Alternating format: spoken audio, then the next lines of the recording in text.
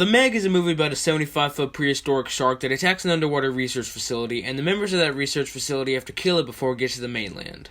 So I saw this movie 50% because of the fact that it was a movie about a 75-foot megalodon, and 50% because Jason Statham was in it. All jokes aside though, Jason Statham is fantastic in this movie. He's so much fun to watch, and at times when the shark isn't in the movie and the scenes can get kind of stale, he always swoops in and saves the day with some quippy one-liner or just that awesome sounding Australian accent.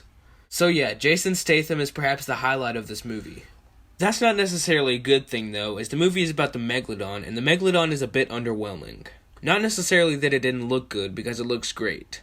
I just mean that for a 75-foot killing machine, it was honestly kind of weak. The only killing it does is when the character it kills is an idiot, or when the person it kills is sacrificing themselves for someone else. And I've heard all the stuff about how this could have been rated R, but I don't think it would have had to go to that extent to make the giant Megalodon just a little intimidating. The casting in this movie is pretty good. I mean, for the first time in a while, the child actor doesn't get annoying at any point in the film, which is saying a lot considering really good films like Jurassic Park couldn't do that. Other casting choices are pretty good, like Li Bingbing. She's believable, and Ruby Rose is pretty cool too. Nothing special here, but for what they wanted the characters to be like, the actors do a pretty solid job. The action sequences in this movie are okay, I guess, but it's definitely not as awesome as it could have been. I mean, it's a megalodon, the prehistoric creature that could kill the likes of whales and was the top of the food chain during the dinosaur age. And I won't spoil the ending, but they don't have to go to very far lengths to kill it. This kind of builds upon the point about the disappointing shark in this movie, but I can't stress how much better the megalodon itself could have been.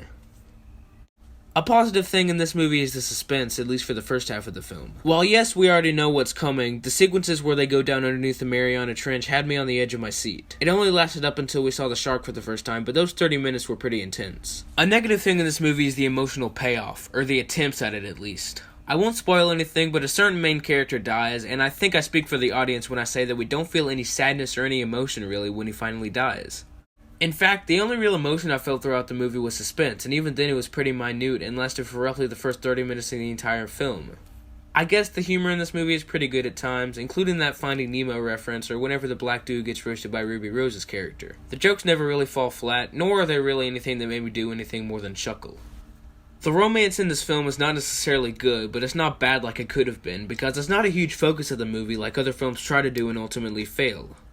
It's not great by any means, but it's simply just a decent addition to a plot that isn't too overcrowded to make room for it.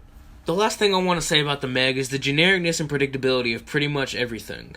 There was really only one thing that could be even remotely viewed as a twist, and my brother called it before it even happened. And the premise of the film is pretty generic too. It uses the same cookie-cutter plot that's been recycled since Jaws came out.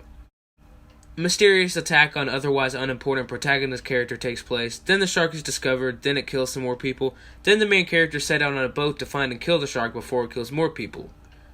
The only thing it does different is that the shark doesn't blow up in the end, which is good, I guess.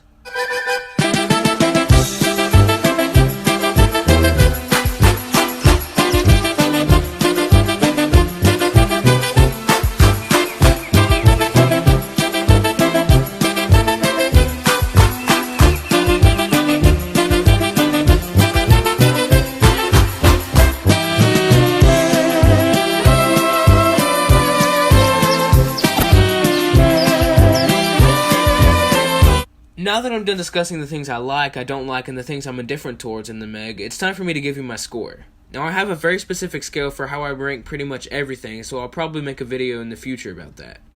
Anyway, the Meg is a movie that I honestly don't have a big opinion on, despite me anticipating it for several months. I was neither surprised or underwhelmed by the Meg, and I'm gonna give it a 5.9 out of 10.